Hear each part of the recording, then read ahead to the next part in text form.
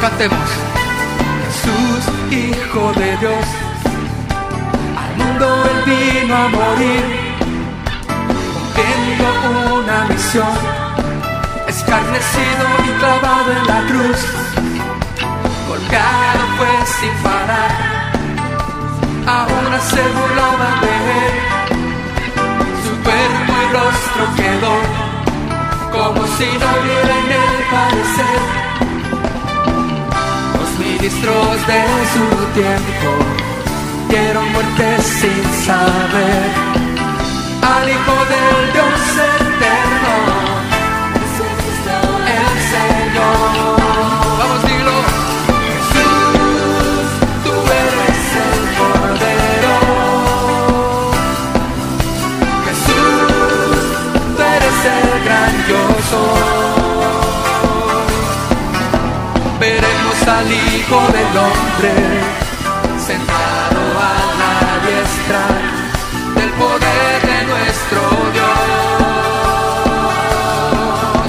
Jesús, tú eres el Cordero. Jesús, tú eres el gran yo soy. Viniendo en las nubes del cielo, en gloria le veremos, por su pueblo viene ya. Vamos, las palmas arriba. Aleluya. El Señor vendrá pronto por su iglesia. ¿Encontrará fe en ella?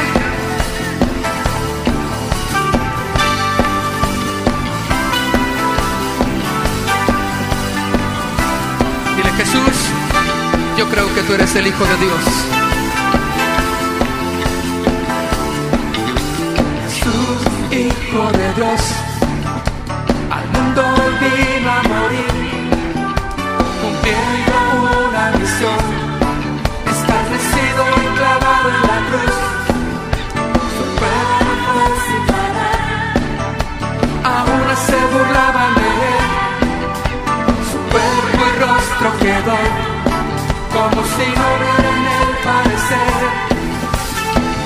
Los ministros de su tiempo dieron muerte sin saber al Hijo del Dios eterno, Jesucristo el Señor. Si tú lo crees, dilo.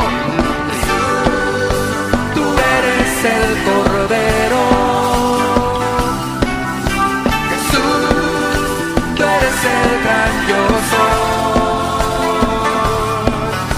Veremos al Hijo del Hombre sentado a la diestra del poder de nuestro Dios. Dilo: Jesús, tú eres el Cordero. Jesús, tú eres el gran yo soy. Viniendo en las nubes del cielo, en gloria le veremos, por su pueblo Él viene ya. Estas aflicciones son momentáneas, porque el Señor viene por su iglesia, y la iglesia debe de estar preparada para recibirle. Dile: Jesús, Hijo de Dios, al mundo Él vino a morir, cumpliendo una misión, escarnecido y clavado en la cruz, golpeado pues sin parar, aún se burlaban de Él, su cuerpo y rostro quedó como si no hubiera en Él parecer. Los ministros de su tiempo dieron muerte sin saber al Hijo del Dios eterno, Jesucristo el Señor. Dilo: Jesús, tú eres el Cordero. Jesús, tú eres el gran yo soy. Veremos al Hijo del Hombre sentado a la diestra del poder de nuestro Dios.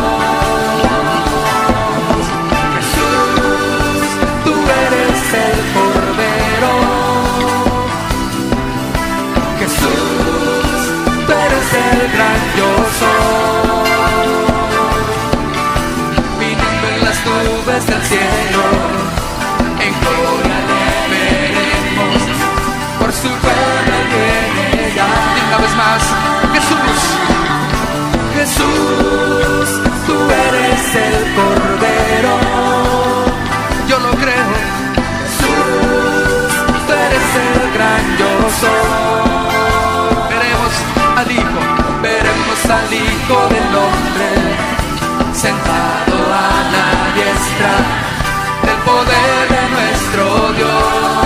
Vamos, dilo otra vez. Jesús, tú eres el Cordero. Jesús, tú eres el gran yo soy. Viniendo en las nubes del cielo, en gloria le veremos, por su pueblo viene ya.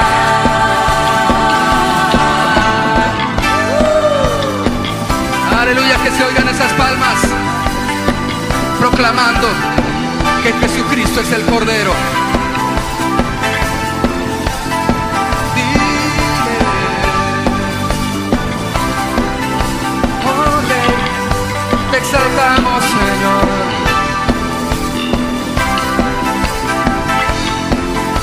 amén. Aleluya, tú eres el Cordero, Jesucristo, tú eres el Señor.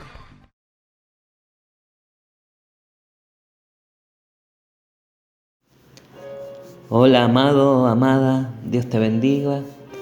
Te saludo con la paz del Señor en esta mañana, en este domingo. Ya estamos en 16 de agosto, ya pasando ya casi por el 5.º mes de cuarentena aquí en Argentina. Dándole gracias al Señor, porque este tiempo, para aquellos que amamos y tememos al Señor y obedecemos su palabra, ha sido este tiempo de búsqueda, de oración, de aquello que habíamos perdido el tiempo en muchas cosas que no nos edifican. En este tiempo hemos buscado más intensamente la comunión con nuestro Dios. Por eso sabemos que Dios hace todo con un propósito eterno, con un propósito porque nos ama, ¿sí? Y quiere que lo busquemos con todo nuestro corazón y que lo tengamos siempre en primer lugar. Por eso en esta mañana de domingo es importante que busquemos al Señor, que busquemos su rostro, que busquemos su poder, que su poder, su Espíritu Santo se haga visible en nuestra carne, en nuestra vida, en nuestros hechos. No solamente meditemos en su palabra para conocer solamente intelectualmente su palabra, sino para hacerla viva en nuestra carne, en nuestras vidas, en nuestro diario vivir, porque eso es el Evangelio, es para ponerlo por obra en nuestra vida cada día, ¿sí? Por eso vamos a orar al Señor antes de comenzar esta nueva serie, que vamos a ver los fundamentos de la fe cristiana. ¿Dónde están los fundamentos de la fe?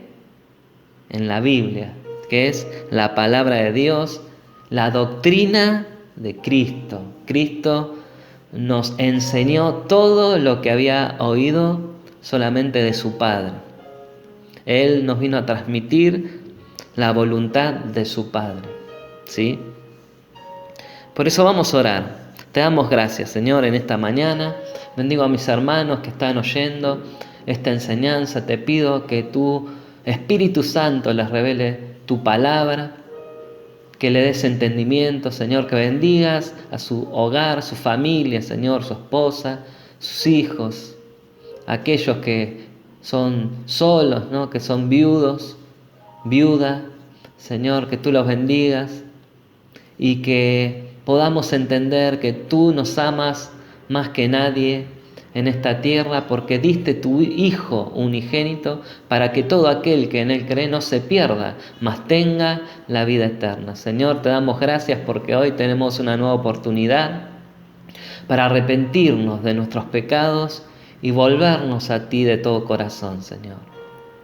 Perdónanos, purifícanos y santifícanos en tu verdad. Tu palabra es verdad, es la verdad.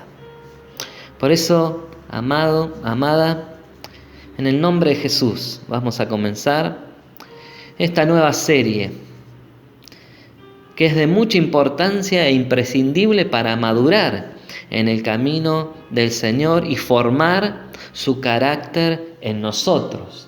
Porque si nos desviamos de la doctrina de Cristo, lo que Jesús nos enseñó, nos desviaremos de la fe verdadera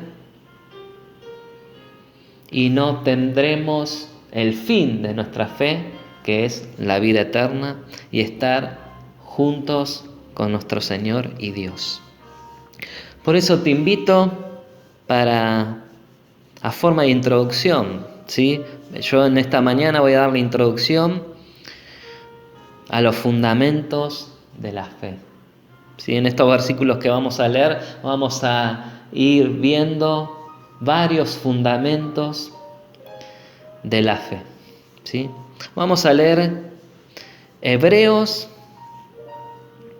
capítulo 6, versículo 1, si me querés acompañar. Ahí si estás con tu esposa, con tu esposo, con tus hijos, los abuelos, los nietos, todos en familia reunidos alrededor de la mesa, meditando todos juntos en la palabra de nuestro Dios. ¿Sí? Vamos a leer en el nombre de Jesús. Y dice así: por tanto, dejando ya los rudimentos de la doctrina de Cristo, vamos adelante a la perfección, no echando otra vez el fundamento de arrepentimiento de obras muertas, de la fe en Dios. ¿Sí? Otra versión dice el mismo versículo: así que dejemos de repasar una y otra vez las enseñanzas elementales acerca de Cristo, por lo contrario, sigamos adelante hasta llegar a ser maduros en nuestro entendimiento. ¿Sí? No puede ser que tengamos que comenzar de nuevo con los importantes cimientos acerca del arrepentimiento de las malas acciones y de tener fe en Dios. ¿Sí? En este versículo vemos que dice rudimentos. Y vos te preguntarás, ¿no? ¿Qué significa rudimento? Viene de la palabra griega stoicheia, ¿sí? Que quiere decir líneas, series, alfabeto, ¿sí? Primeros principios, elementos físicos, por ejemplo, planetas, poderes cósmicos son en el cosmos, ¿sí?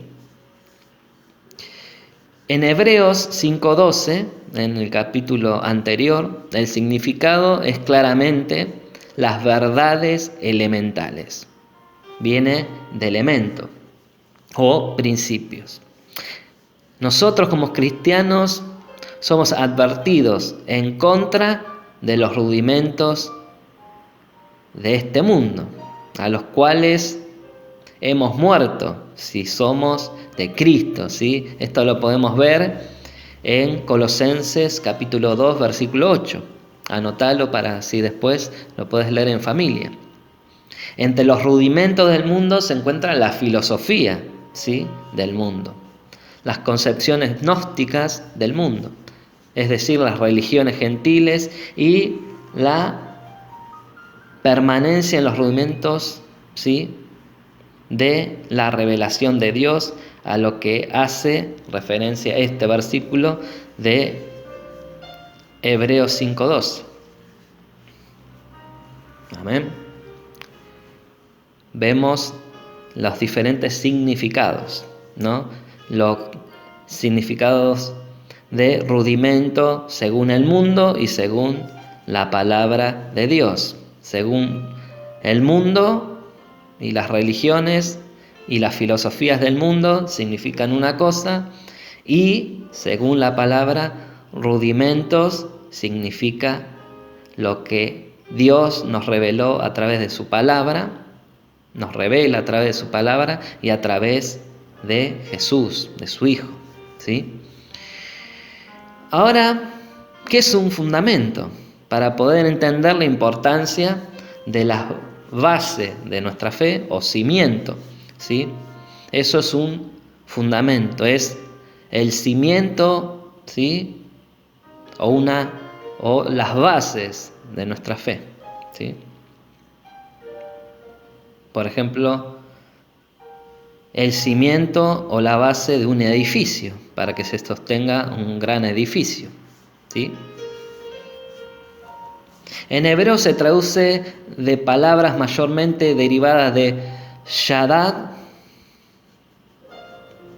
fundar, y en griego temelios, ¿sí? Que lo podemos ver en todo el Nuevo Testamento, lo podemos ver en Lucas 6:48, 49, podemos verlo en Lucas 14:29, en Hechos 16:26.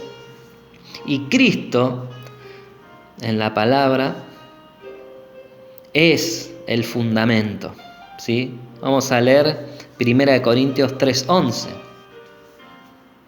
para ver el significado de fundamento. Dice así la palabra del Señor, si me querés acompañar: porque nadie puede poner otro fundamento que el que está puesto, el cual es Cristo, ¿sí?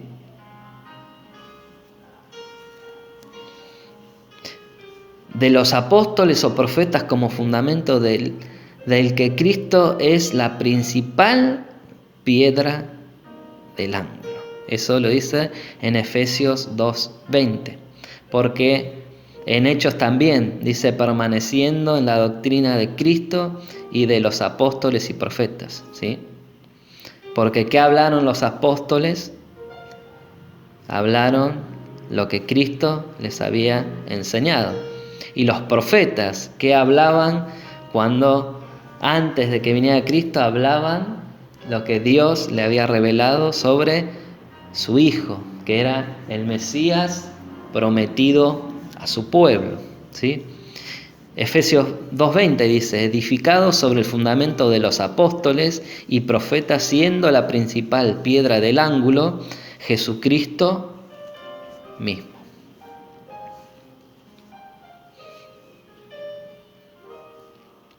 Gálatas capítulo 1 del 7 al 9, si me querés acompañar, dice así, o anótalo: no que haya otro, sino que hay algunos que os perturban y quieren pervertir el evangelio de Cristo. Mas si aún nosotros, dice Pablo, ¿no?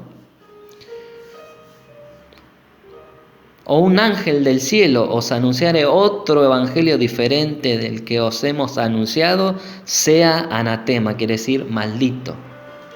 Como antes hemos dicho, también ahora lo repito: si alguno os predica diferente evangelio del que habéis recibido, sea anatema.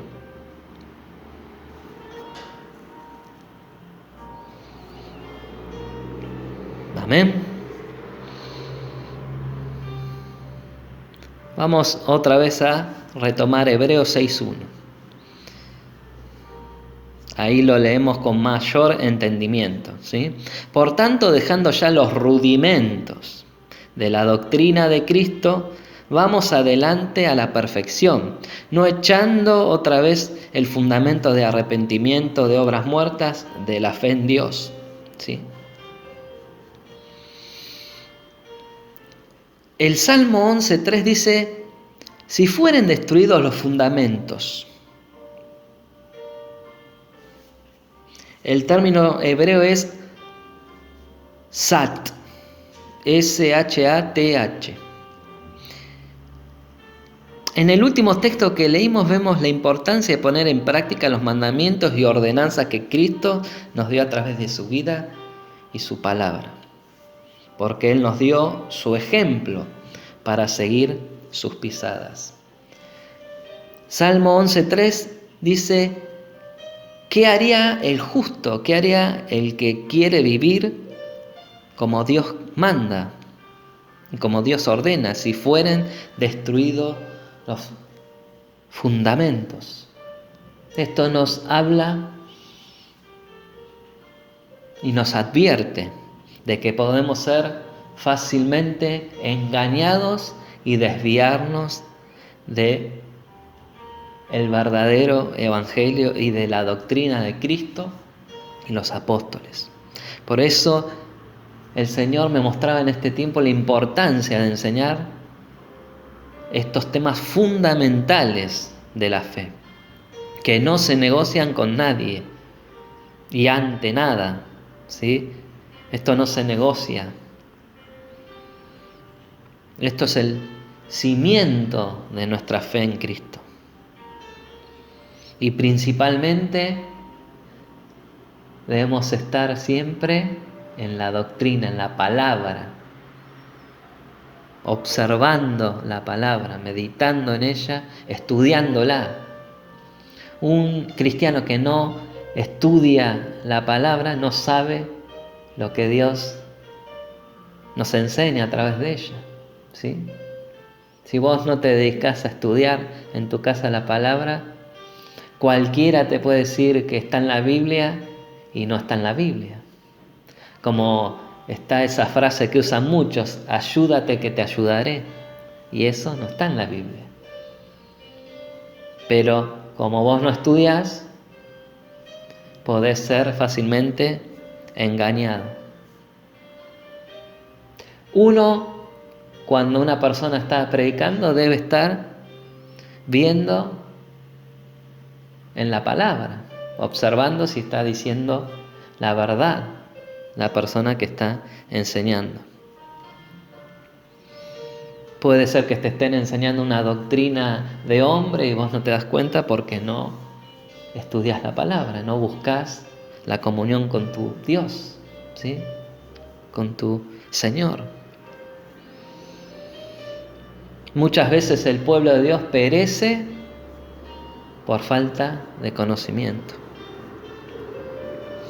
Pero hoy el texto central que vamos a estar estudiando está en 1 Timoteo 3:16, que este texto nos revela varios de los fundamentos de la fe.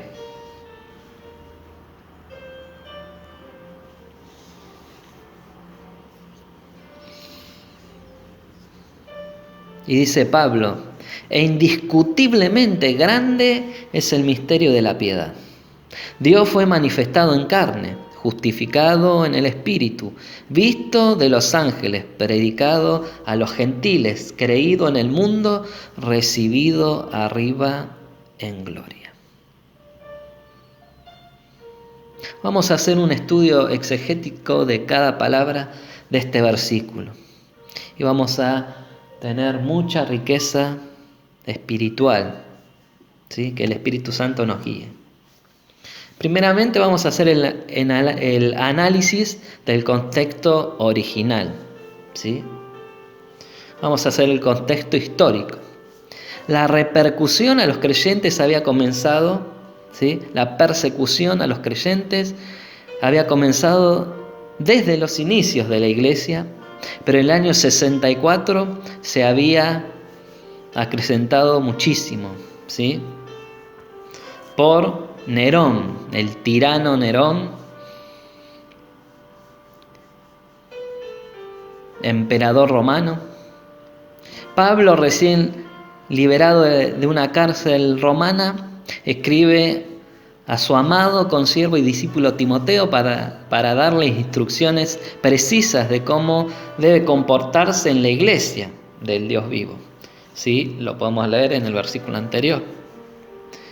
En vista de diferentes problemas doctrinales y de conducta que se estaban viviendo en la iglesia de Asia Menor, ¿sí? A esto se sumaba cierto grado de timidez o temor por parte del discípulo, ¿sí? De Timoteo, que sin duda estaba altamente relacionado con su juventud, inexperiencia y sobre todo la muy conocida hostilidad de los adoradores de la diosa Diana o Artemisa, ¿sí? De los efesos, donde justamente este joven pastor ministraba. Esto causaba problemas en la vida de la iglesia, sobre todo en la del enviado, ¿no? apostólico que debería de dirigir la vida y comportamiento de la grey. Por eso Pablo escribe para animarle, instruirle y recordarle por qué debía mantenerse firme adorando al Señor Jesucristo. Magistralmente el apóstol introduce una declaración de fe que encontramos, ¿no? La que acabamos de leer en 1 Timoteo 3:16, que a la vez es un himno precioso que recordaba a Timoteo por qué debía de adorar al Dios vivo y por ende por qué debía servirle. Y sin duda esta afirmación tocaría las entrañas de este siervo que lo impulsarían a mantenerse firme en su adoración y servicio al Señor. ¿Sí? Ahí vimos el contexto histórico. Vamos a ver ahora el contexto literario. Nuestro pasaje es una de las declaraciones de fe más hermosas y completas conocidas.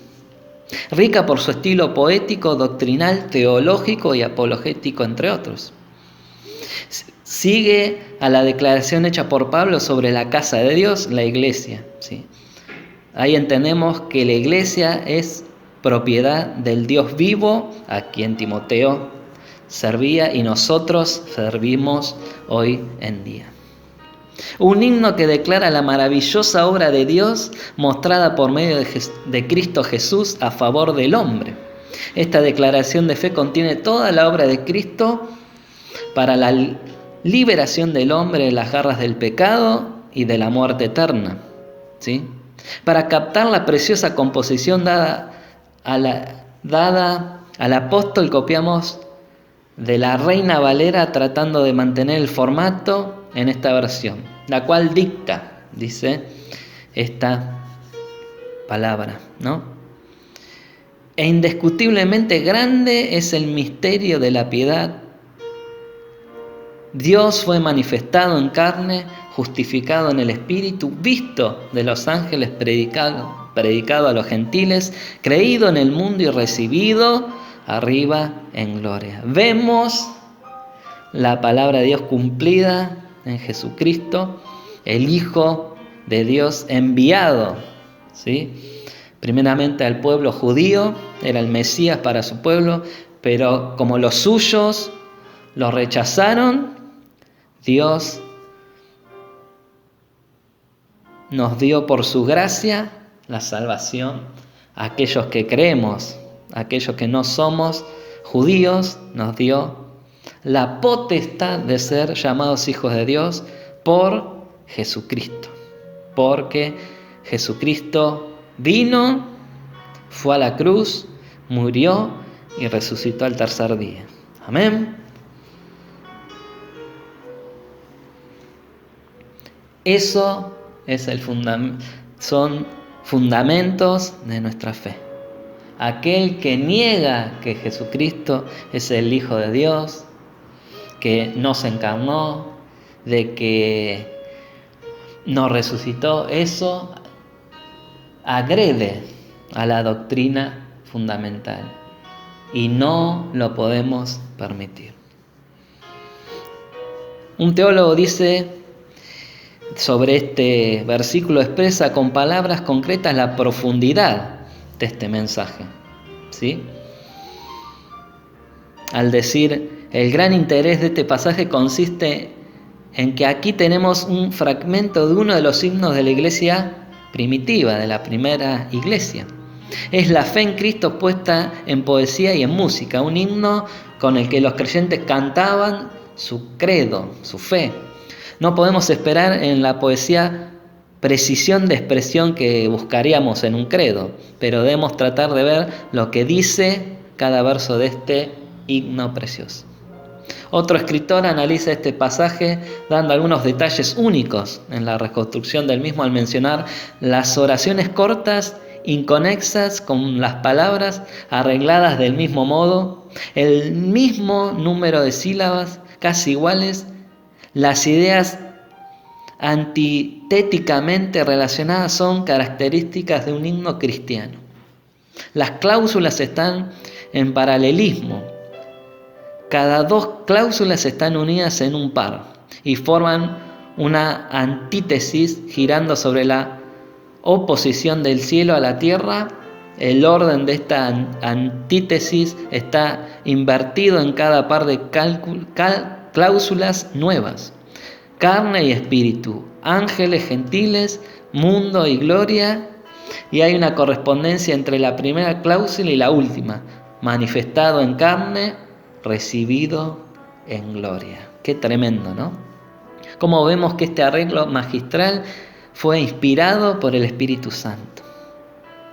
Sería en la vida de este joven ministro un arma poderosa para seguir con la causa de Cristo. Sin duda, una fe racional nos lleva a un servicio razonal.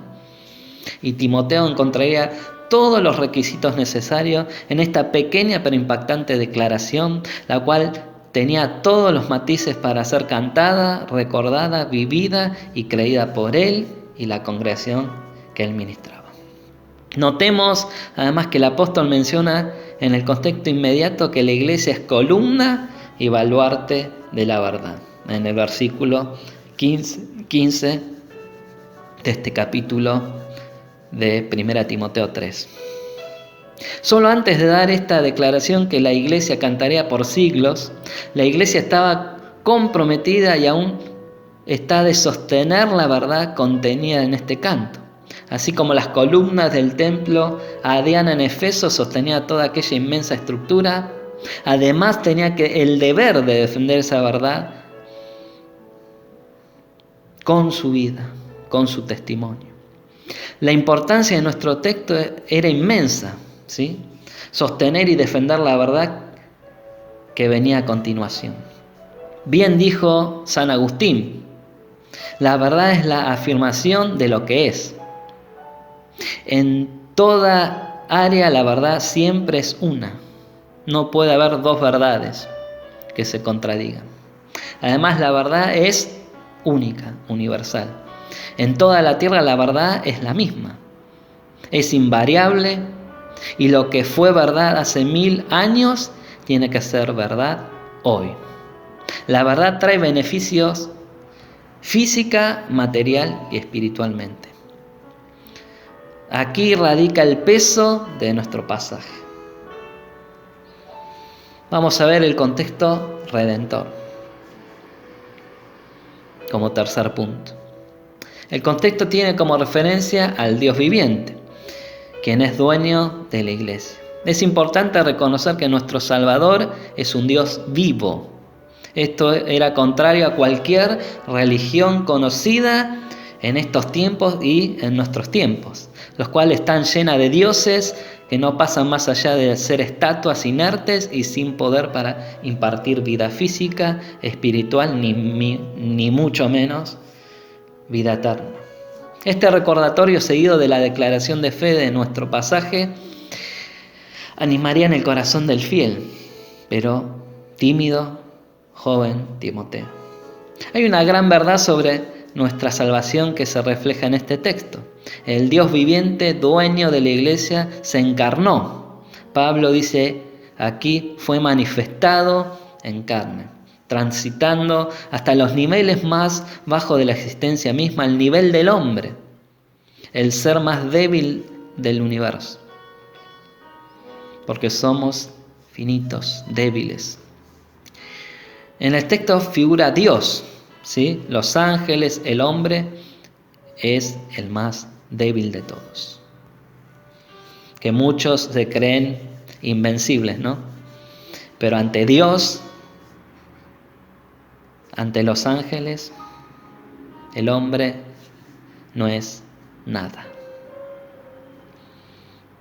Fue a ese nivel que bajó nuestro Señor, nuestro Dios, para comprar con su sangre a nosotros, que somos insignificantes y estábamos perdidos.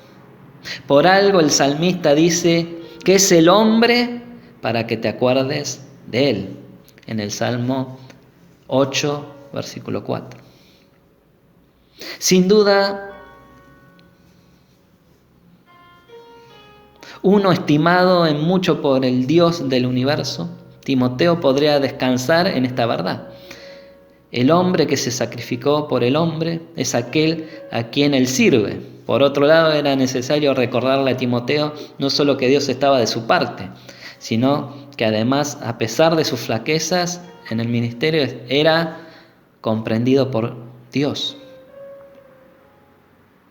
Dios se hizo hombre, conoció en carne propia nuestros sufrimientos y angustias.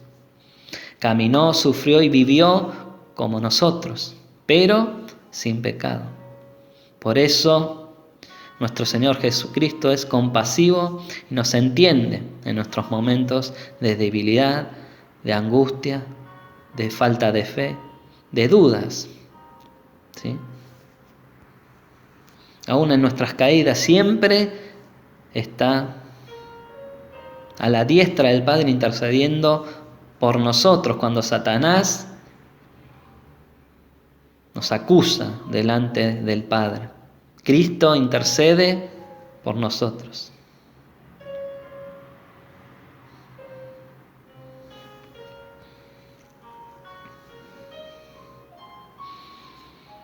¿Habría razón para desfallecer en medio del ministerio con un Dios tan grande y misericordioso?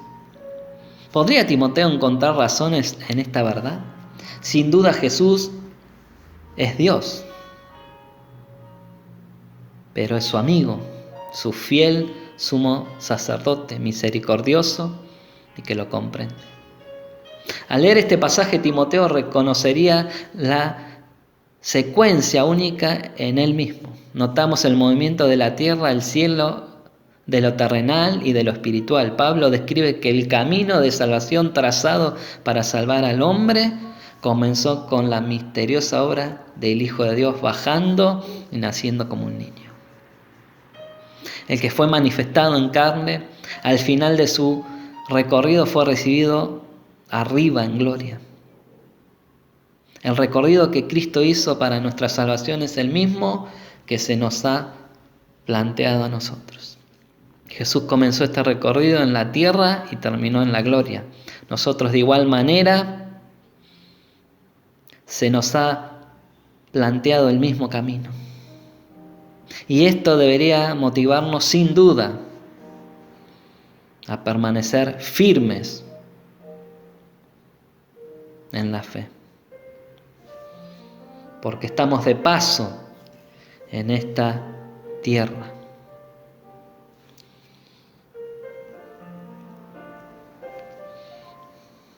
Fortaleciéndonos en el Espíritu Santo, pidiéndole que nos ayude en nuestras debilidades, porque el Señor se hace fuerte en nuestras debilidades si obedecemos su palabra, su doctrina.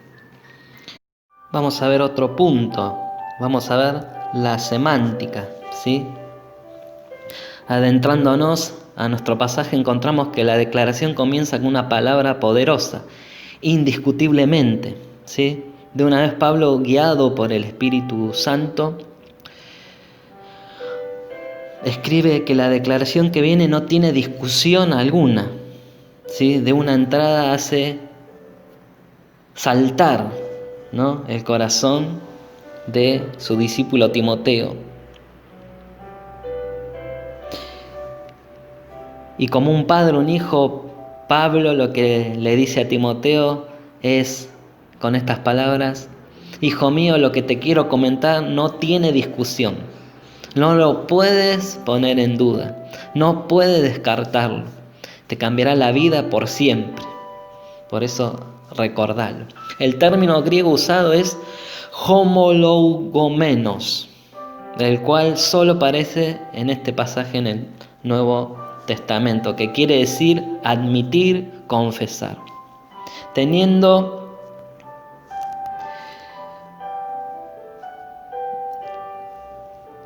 esta palabra, lo que le quiere decir Pablo a Timoteo, esto es fundamental, esto no tiene discusión, es algo verdadero, ¿sí? Un teólogo dice que Platón usa un término en la República, ¿no?, que escribió Platón, de estar de acuerdo entre premisas, ¿sí? Usaba el filósofo, ¿no?, usando el término al mismo nivel de homología, ¿sí?, dándole los dos significados con perfecta unanimidad. Pablo usa la palabra en el sentido de sin discusión alguna. Tomando en cuenta de que se trata Este versículo se ha usado como un himno. La palabra tiene connotaciones de adoración, afirmando enfáticamente la deidad de Jesús. A pesar del uso extendido a través de los tiempos, el adverbio ha mantenido la idea de estar completamente de acuerdo sin duda alguna, sin equivocación, sobre las verdades expresadas en este versículo. Lo que le quiere decir Pablo a Timoteo es: estamos totalmente de acuerdo en lo que dice la palabra. Lo dicho es cierto. Seguidamente el apóstol anuncia lo que no tiene discusión, ¿sí? En un misterio grande, omega, según el griego. Este misterio es la piedad, según se traduce en la Reina Valera. Acá sería necesario acercarnos para ver más de cerca qué tiene en mente el apóstol. Al estudiar un poco, apreciamos que el término griego es mega. La palabra se usa 15 veces en el Nuevo Testamento y Pablo la usa 9 veces en esta carta, ¿sí? En 1 Timoteo 2:2, en la palabra devoción, en 2:10, conducta apropiada hacia Dios, compuesta con teos, ¿sí? En este versículo 3:16, para nuestra fe, creencia. En la vida piadosa, conducta, en el capítulo 6. También en el capítulo 6:11, creencia, conducta. Y también usa la palabra una vez en 2 Timoteo 3:5, 2 Timoteo capítulo 3, versículo 5, sobre la devoción a Dios y una vida piadosa. También lo usa en Tito capítulo 1:1, con el mismo sentido. Pedro también usa la palabra en 1 Pedro 1:3, en conducta apropiada. Pero vos te preguntarás, conducta apropiada, es decir, la práctica devota de nuestra fe, ¿sí? Es posible que los términos en estos versículos tengan el sentido una u otra, ¿sí? Expresión, ¿sí?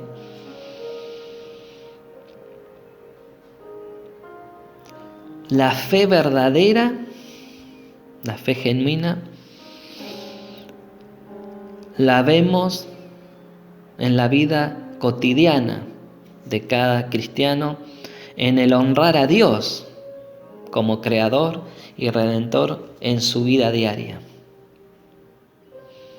Aunque estemos en persecución, porque va a venir, o estamos siendo perseguidos por nuestra fe, nosotros seguimos hacia la meta y el fin de nuestra fe, que es la salvación.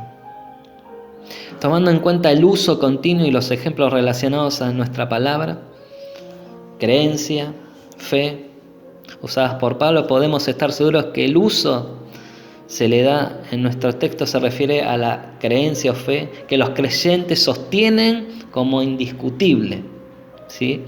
Sea la situación que nos tocara vivir. Eso no tiene que cambiar. Estemos en persecución o no estemos, nuestra fe no debe moverse porque nos persigan o lo que nos digan los hombres, por más que te digan loco, santulón, ¿sí? Debemos vivir una vida de piedad y devoción a Dios. Por eso ese es el misterio de nuestra fe. Nótese, note, amado, amada, que esta traducción concuerda con las traducciones más recientes de Nueva Versión Internacional y Nueva Traducción Viviente, que les recomiendo para entender bien, y es fiel, es fidedigna a los textos originales. La declaración que estamos viendo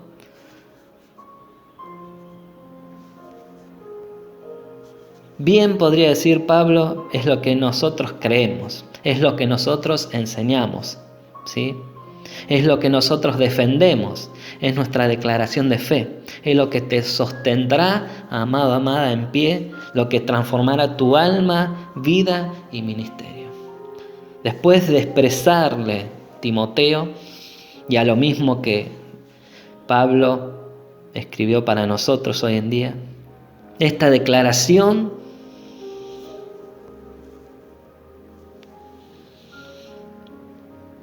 nos tiene que llenar el corazón de confianza, firmeza en nuestra fe y esperanza que es en Cristo. No movernos de la doctrina de Cristo. El apóstol luego sigue diciendo manifestado en carne, del griego fareó. Pablo expresa: grande es el misterio de vuestra piedad o fe, el que fue manifestado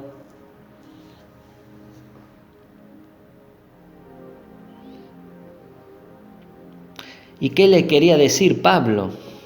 ¿Y qué nos quiere decir Pablo? De aquel que estaba escondido y fue manifestado, porque Cristo vino a este mundo, estaba el tesoro escondido, como está la parábola, ¿no? Pero ahora es conocido. De esa palabra deriva faneró, ¿sí? Es importante notar, Pablo utiliza el término con la idea de dar a conocer. Marcos, en el Evangelio de Marcos, lo usa 3 veces, declarando que Jesús se apareció vivo después de la resurrección. Juan lo usa 9 veces, y 7 de ellas en el sentido de dar a conocer. Lo podemos ver en Juan 1:2. Es probablemente el mejor uso del término a la referencia, ¿sí?, de nuestro Señor. La vida fue manifestada, es decir, hablando de Cristo, da a conocer al hombre. Y como Juan dice, le hemos visto. El término es un término de carácter apologético, ¿sí? Aquel manifestado fue conocido, observado, es decir, tocado, oído, disfrutado entre los hombres. El misterio fue manifestado en carne y hueso.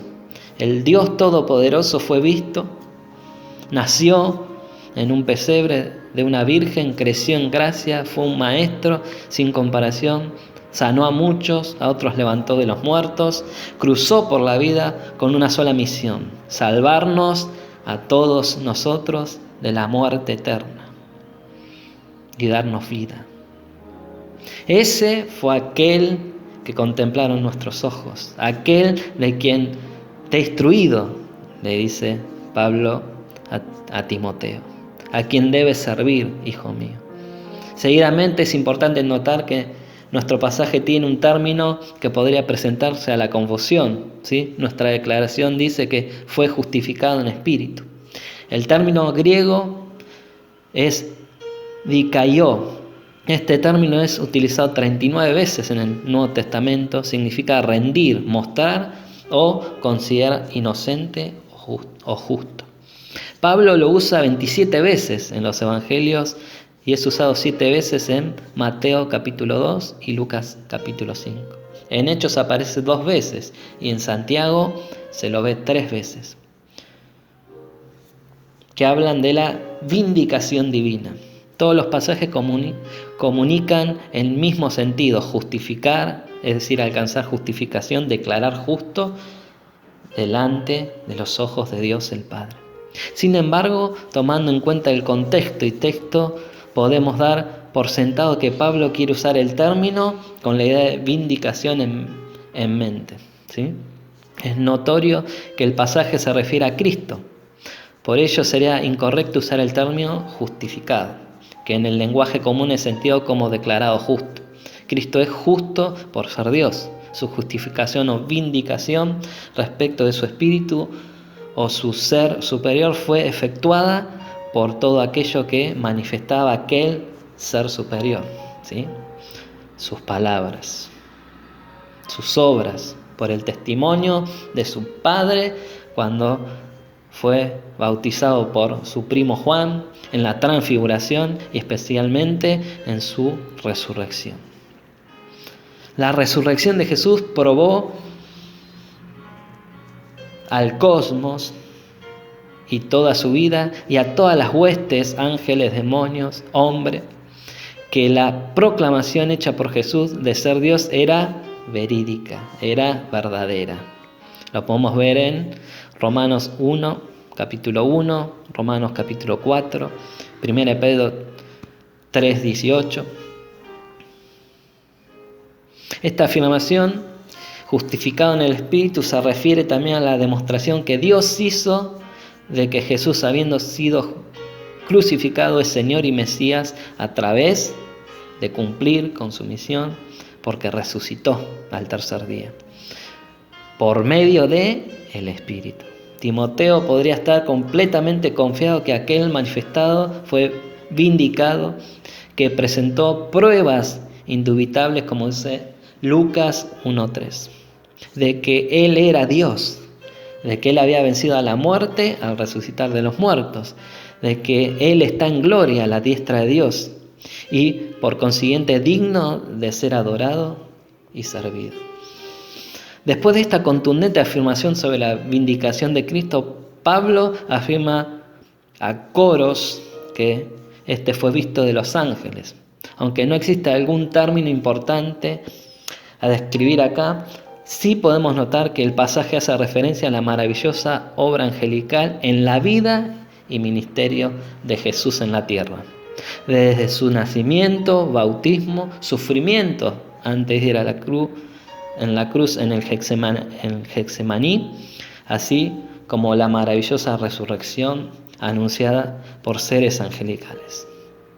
La obra de Jesús podría ser cantada con toques de obra dimensión, ¿no? Los ángeles vieron y se asombraron. En los últimos minutos de Jesús, ya en el momento de la ascensión a la gloria, los ángeles nuevamente anuncian a los discípulos las maravillas encontradas en aquel por quien morirían. ¿Por qué estáis mirando al cielo?, le dijeron. Este mismo Jesús que ha sido tomado de vosotros al cielo, así vendrá como le habéis visto ir al cielo. Los ángeles lo vieron y anunciaron que aún faltaba ver más. Él volvería a reinar, no como cordero, sino como león. Qué maravillosa y poderosa declaración de fe. Pablo, casi por terminar, manifiesta la amplitud de la obra de Cristo, predicado a los gentiles, creído en el mundo, siempre con la connotación de dar a conocer, proclamar. Uno de los léxicos nos muestra a los escritores de los evangelios muy sumergidos en el uso de esta palabra, cuando Juan el Bautista predicaba a voz de pulmón la venida del Mesías, o cuando el mismo Mesías predicaba acerca del reino de los cielos.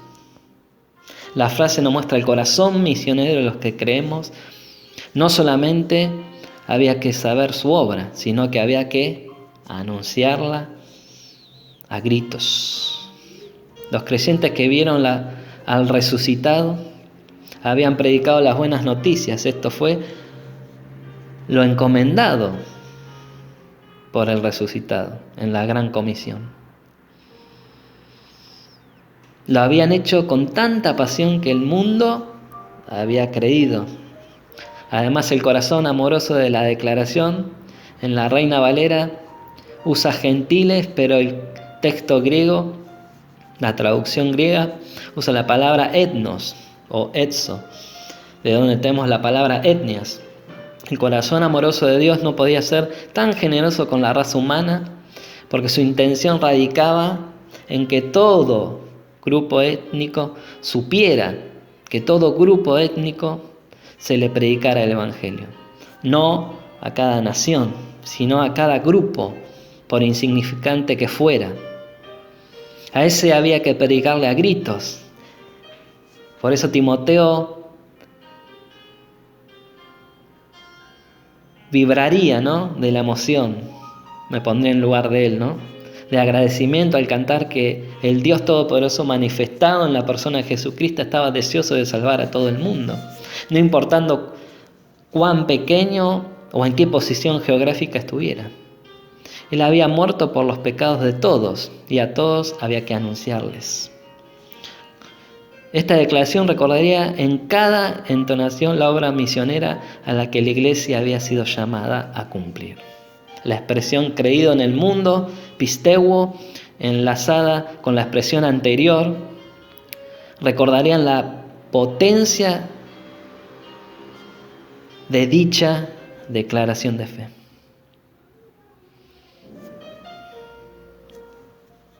El léxico de Louw-Nida dice sobre el término creer: tener fe, confiar, creer hasta el grado de completa seguridad y dependencia.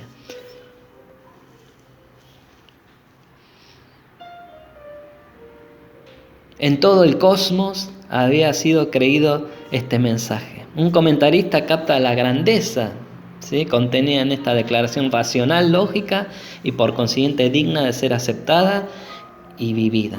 Cuando menciona: aquí tenemos una verdad casi milagrosa presentada con una sencillez extrema inmediatamente después de tener lugar la muerte y resurrección y ascensión de Jesús a su gloria. El número de sus seguidores no pasaba de 120, ¿sí? Todos sus seguidores podían ofrecer. Era la historia de un carpintero galileo que había sido crucificado en la cima de una colina de Palestina como un criminal. Y sin embargo, antes de que pasaran 70 años, esa historia ya había llegado al fin de la tierra. Y hombres de todas las naciones habían aceptado a este Jesús crucificado como Salvador y Señor. En esta sencilla frase se encierra toda la maravilla de la expansión de la iglesia. Una expansión increíble sobre cualquier base humana. Concluyendo, tenemos la frase recibido arriba en gloria. Como observación final, el himno que aparece en este versículo, amado, amada, consiste en 6 breves oraciones, cuyos verbos todos están en la tercera persona singular del aristo, pasivo, y por tanto riman.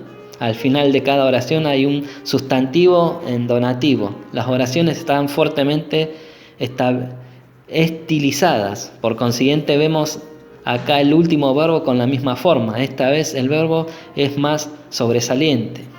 Es analambano, que quiere decir levantar, tomar en brazos, hacer subir, acoger, recibir, tomar consigo. El verbo empleado de la ascensión. Es de una manera maravillosa que esta estrofa de himno nos presenta y recapitula la vida de Cristo. Acá Timoteo y toda la iglesia por los siglos podrían cantar y recordar que su Salvador no estaba muerto, que había ascendido victorioso a la gloria, que pensándolo bien había sido la demostración más maravillosa de su victoria. Era de allí que Él volvería para cumplir todas las promesas dadas a aquellos que habían creído en Él. El joven pastor Timoteo encontraría gozo, descanso, fortaleza y ganas de seguir adelante al recordar que su Señor estaba en gloria y que si moriría estaría esperando por Él. Si Timoteo moriría, Jesús lo iba a estar esperando. De que si quedaba hasta su retorno de la gloria, que reinaría con Él. Toda la declaración gira por medio de conceptos lógicos y racionales que la iglesia podía y aún puede creer. El otro punto, podemos ver la sintaxis. Por otro lado, creemos de la suma importancia de hacer algunas observaciones en la sintaxis de este pasaje. ¿Sí? Que nos permitirá hacer una comprensión más certera de lo mismo. Estas observaciones nos llevan a la conclusión de que todo el pasaje se cuelga en función de aquel quien es Cristo. La declaración de fe cantada por la iglesia primitiva tenía de principio a fin al Señor Jesucristo. El tema era indiscutible. El misterio es Cristo. Esto es lo que creemos. De allí parten las 6 declaraciones contenidas en el pasaje. El que fue es el centro de todo. El que es, el quien fue y el que ha de venir. Podemos ver cómo el Espíritu Santo guió a Pablo a escribir este pasaje. Acá notamos la intención del escritor, ¿no? El himno aparece en este versículo, consiste en 6 breves oraciones cuyos verbos todos están en tercera persona singular del aoristo pasivo y por tanto riman. Al final de cada oración hay un sustantivo en dativo. Las oraciones están fuertemente, como decíamos, estilizadas. También podemos observar que el que fue es el gran misterio indiscutible. De allí, con consecuencia de sujeto, en las demás oraciones, el que fue se convierte en el sujeto ausente. Cristo Jesús fue manifestado, vindicado, visto, predicado, creído, recibido. Él es el centro de aquella verdad que la iglesia debe ser columna y baluarte. Cristo es la vida misma de la iglesia, el centro de su canto y adoración. Nadie más puede pretender ese lugar. El Espíritu inspira usando una sintaxis bien detallada, donde el centro de todo es Cristo Jesús. Por eso la iglesia lo entendió. Y eso espero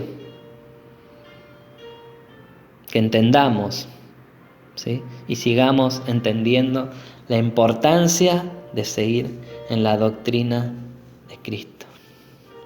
Vamos a ver el mensaje principal del texto. Enseña que Dios es digno de ser alabado por el ser humano debido a sus obras maravillosas. Dios es digno de ser alabado porque se manifestó como un ser humano para poder pagar la deuda que el hombre tenía con Dios. Dios el Padre envía a Dios, su Hijo, a morir en la cruz, comunicándonos su gran amor para con nosotros. Dios es digno de ser alabado porque demostró su poder al resucitar de los muertos, probando que Él tiene dominio sobre la vida y la muerte y confirmando que Él es Dios verdadero. Estos grandes acontecimientos fueron tan impactantes en el área espiritual que los mismos ángeles fueron sorprendidos, ya que el Dios eterno y santo estaba proveyendo al hombre algo tan precioso que ellos mismos no pueden tener, que es decir, perdón de pecados. Dios también es digno de ser alabado porque su obra no quedó oculta en los confines de una nación pequeña y desconocida para muchos. Él llevó su mensaje de salvación a todos los rincones de la tierra por medio de la predicación y a través de la historia lo sigue haciendo, mostrando su amor de continuo en continuo por las edades a todas las etnias del mundo. Dios es digno de ser alabado porque toda la tierra, millones a través de las edades, han creído a la predicación de la palabra. Han creído en el Dios vivo, Cristo, y han experimentado la salvación, transformación y promesas que obtienen aquellos que creen en Él. Al final, Dios es digno de ser alabado porque regresó a su gloria, donde prepara morada para aquellos que creemos en Él, sirviendo como intercesor ante Dios el Padre, involucrado en la vida de los que le aman y le temen, y listo para cumplir su más grande promesa, la vida eterna cuando Él retorne de la gloria al final de los tiempos. Sí, Dios es digno de ser alabado. También podemos hacer alguna interpretación sobre qué nos enseña este pasaje sobre la persona de Dios, ¿sí? Ejercicio de suma importancia para el conocimiento profundo de aquel que nos amó con amor profundo y eterno en Cristo Jesús. Y vemos algunas observaciones que, si querés anotar, te invito a anotar, son muy importantes, que son fundamentos de nuestra fe. Que esto es, como decía Pablo, indiscutible. Primer punto. Dios es trino. Es evidente que este pasaje El verbo manifestar en voz pasiva hace referencia a Dios Padre que manifestó a su Hijo. ¿Sí? Este manifestado fue vindicado por el Dios Espíritu, el Espíritu Santo. ¿Sí? Que el Dios Trino está involucrado completamente en la redención del hombre. Amén. Ese es el primer punto. Segundo punto, Dios en este pasaje se presenta como un Dios inalcanzable para el intelecto humano, siendo misterio, ¿sí? Misterioso, pero alcanzable a la vez por medio de aquel manifestado en carne, en Cristo. ¿Se entiende? Si queremos entender la fe con nuestro entendimiento, es imposible, pero si le pedimos que el Espíritu Santo nos revele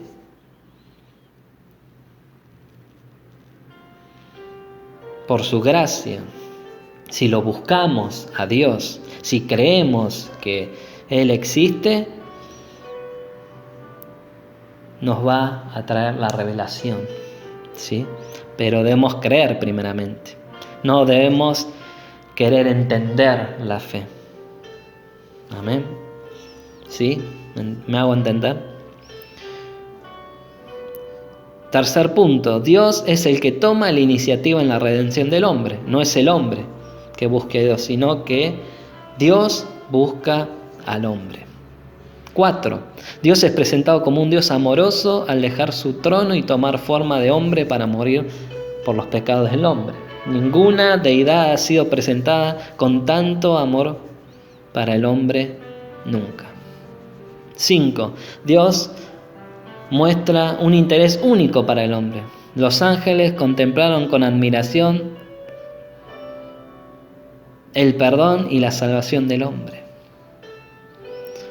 más débil que ellos, cosa que estos seres poderosos no pudieron alcanzar.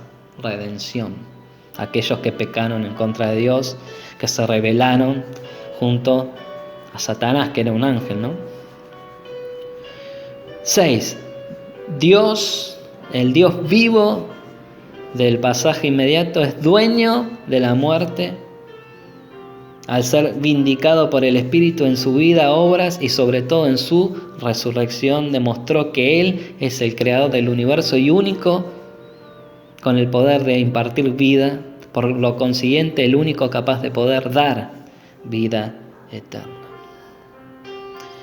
Séptimo punto, Dios además muestra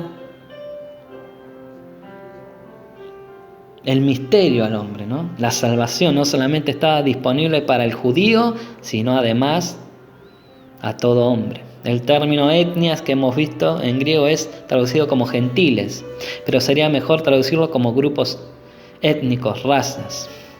8. Dios establece que la salvación del hombre se dará por medio de la fe. Aquellos que creen en Cristo son salvos por su gracia, no por obras para que nadie se gloríe en su presencia. 9. Dios es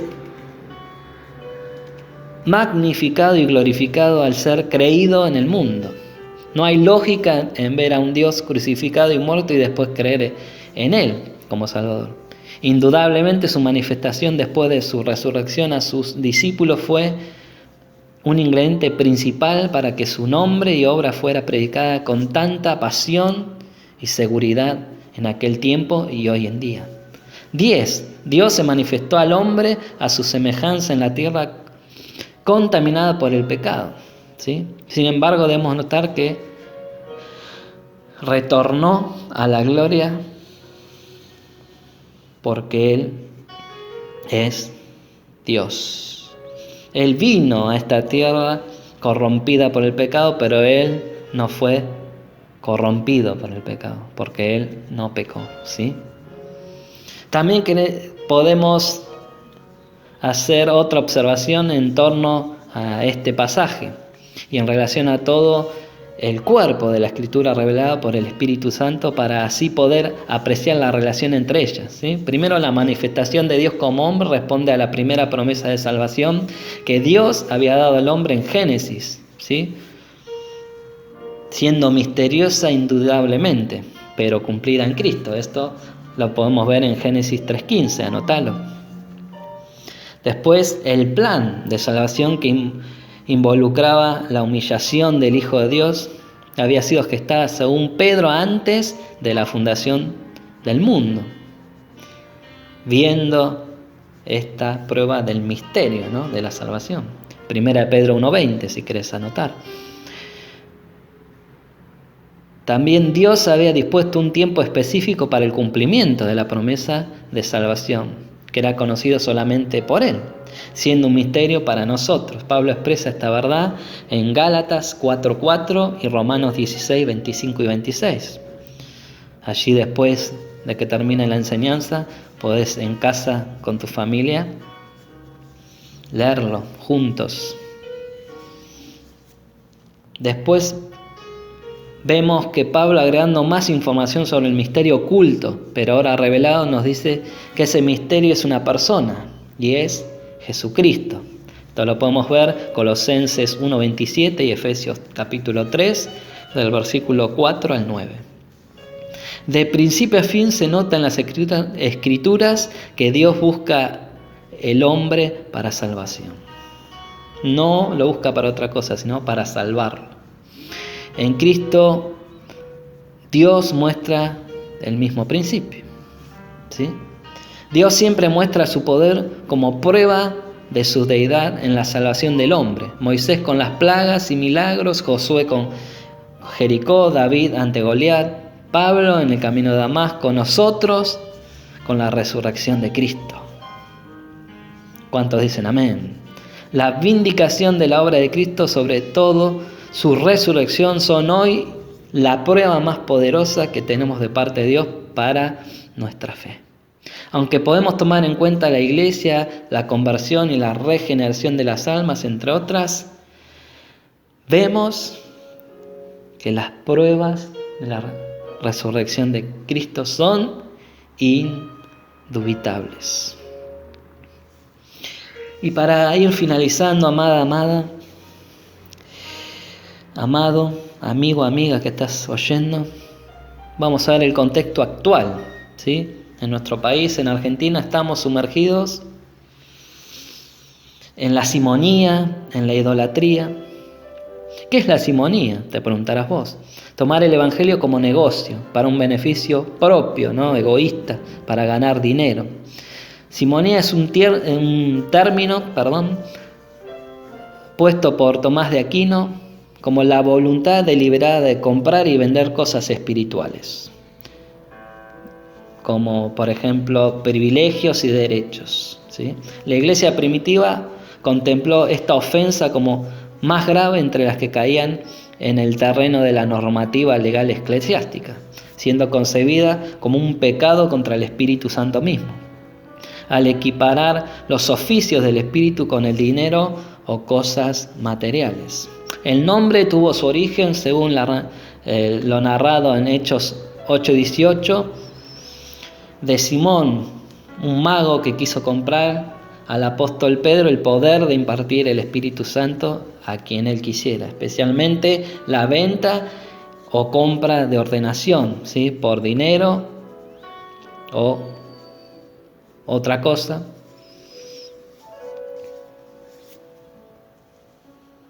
Vemos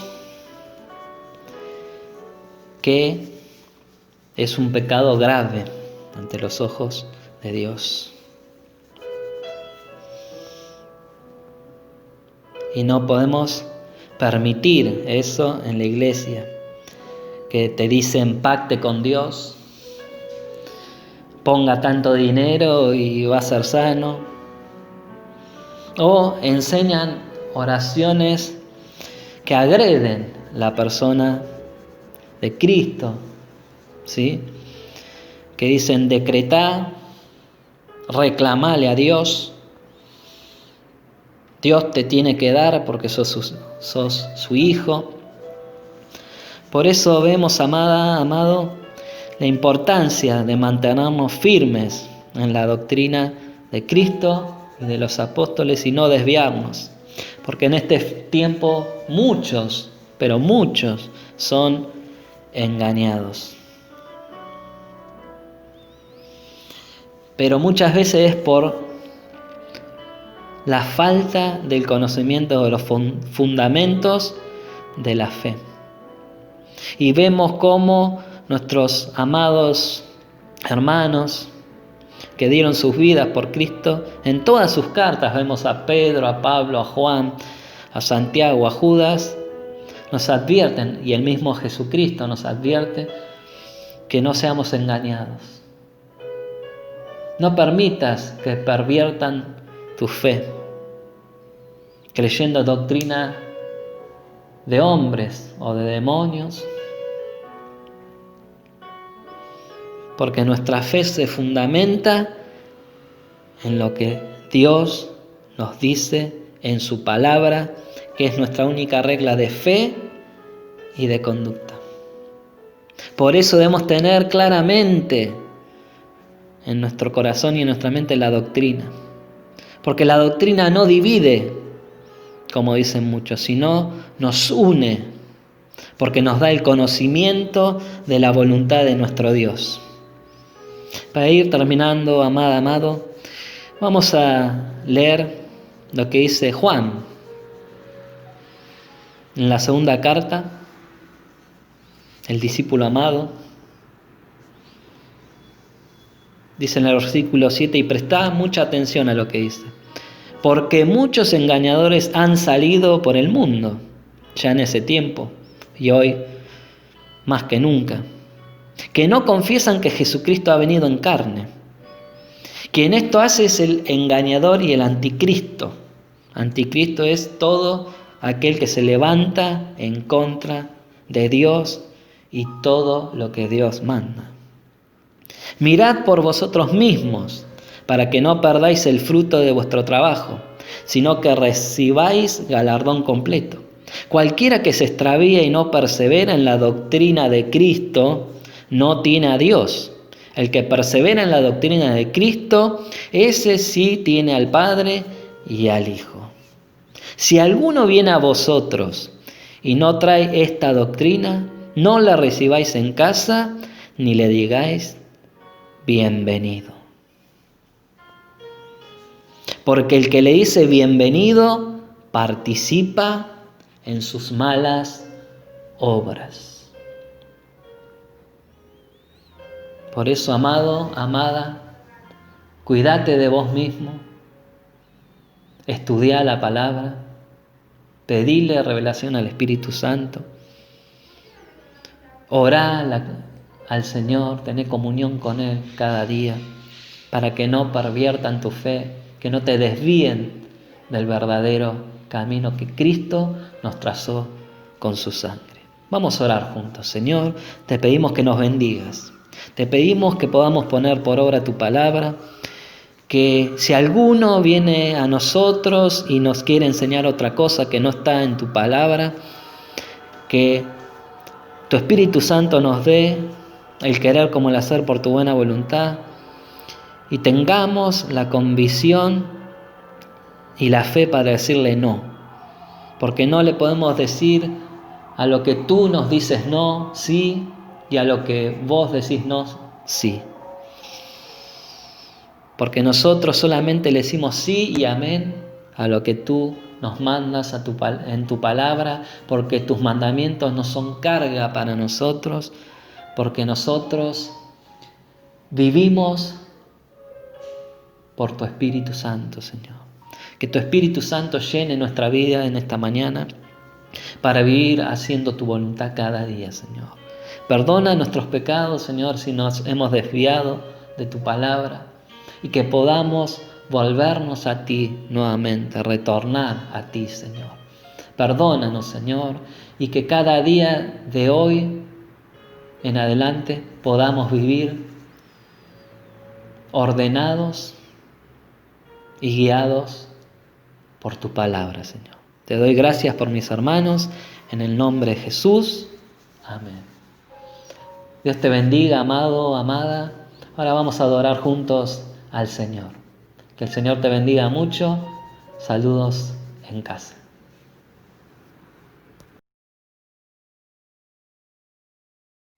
Aleluya, Jesús.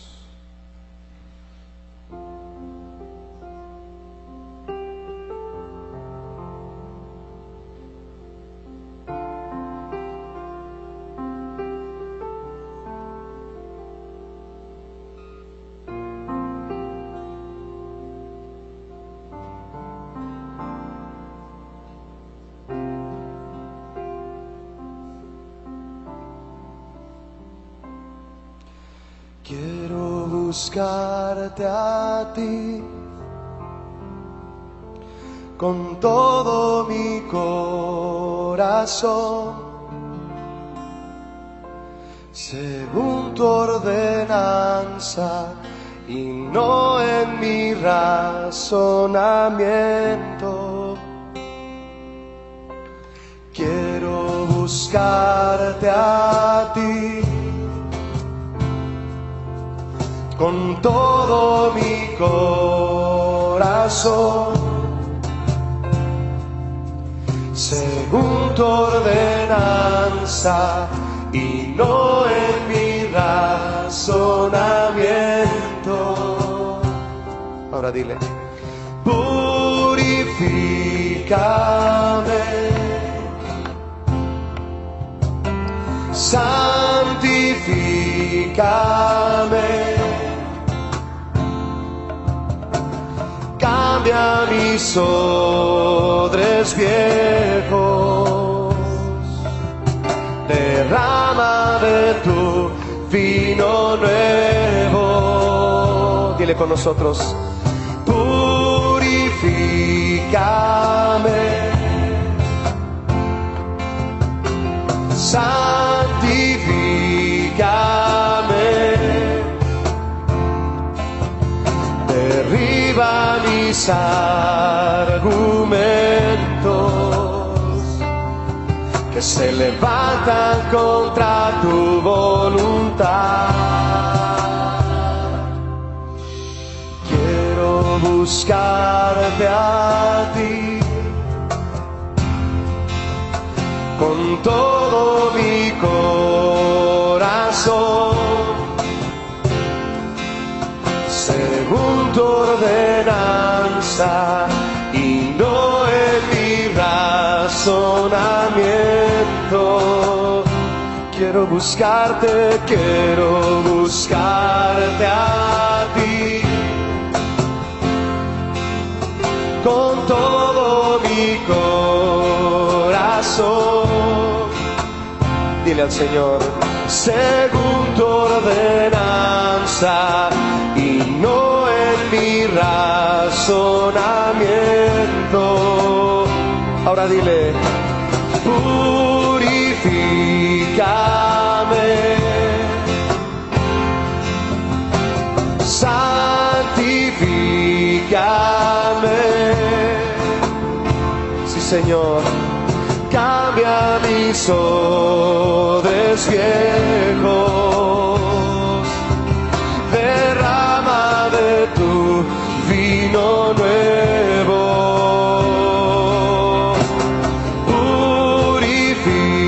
purifícame, Señor, santifícame, derriba mis argumentos que se levantan contra tu voluntad.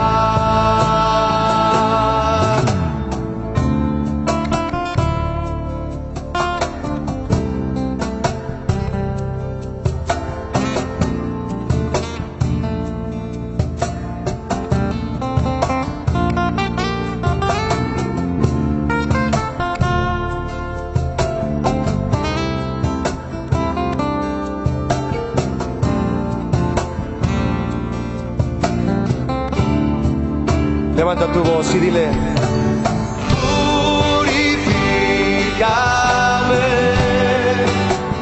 pídeselo a Él, santifícame. Vamos, dile a Él: cambia mis odres viejos, derrama de tu vino nuevo,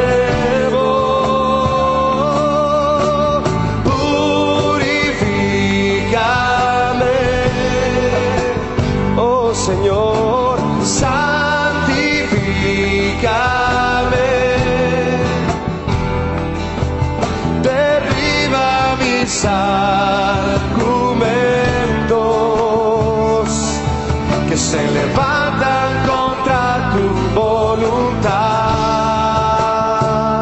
Dile otra vez. Purifícame, santifícame. Vamos a pedírselo todos. Cambia mis odres viejos, derrama de tu vino nuevo.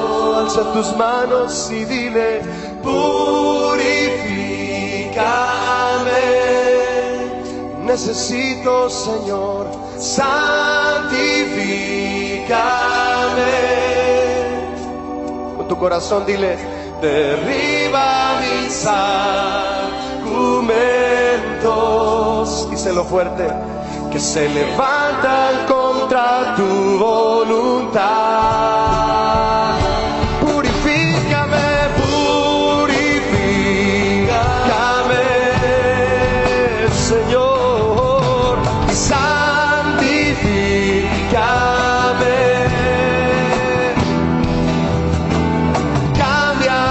Odres viejos, derrama de tu vino nuevo. Purifícame, oh Señor, y santifícame.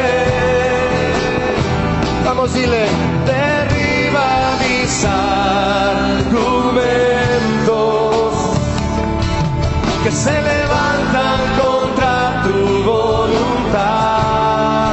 Derriba, derriba mis argumentos.